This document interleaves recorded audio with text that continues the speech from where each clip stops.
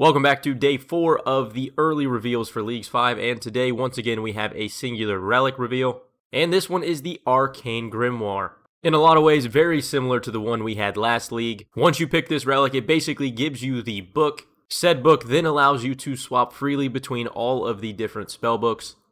It also acts as a Book of the Dead, meaning you can cast thralls with it. But then the absolute kicker for this relic this time around is on top of all of that, when you select this relic, you will now unlock access to all prayers and spells, regardless of your area or the quest or diary requirements. Meaning if you take this relic, you don't need Desert to unlock Ancients. But even more importantly, if we don't get another Ruinous Prayers kind of relic, offering a different type of prayer book, this relic is now going to unlock access to both Chivalry and Piety without Kandarin, and maybe even a bigger one, unlocking the ability to use Rigor and Augury without needing Corinne. Now, personally, I wouldn't be surprised if this relic is up against Ruinous Prayers in its category. Even if there are some big changes to the actual Ruinous Powers relic, it seems very fitting for another style of prayer relic to go up against this one. What many people are calling the death of Kandarin. Kandarin is absolutely in the bin after the last 2 days of reveals. Not only do you no longer need Kandarin to access Piety, but then also piggybacking off of yesterday's reveal of all of the Echo weapons and items,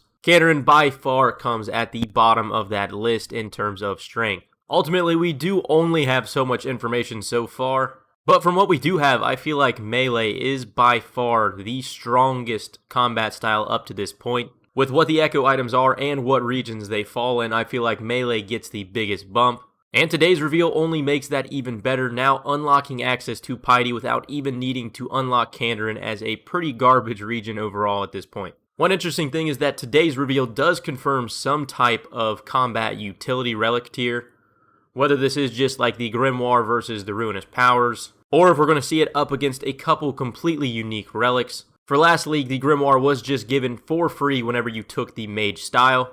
But now with Combat Masteries this year, we don't really know ultimately what to expect. Where if we scroll down, we can see Ruinous Powers was up against quite a unique set of relics, being against Equilibrium and then Farmer's Fortune.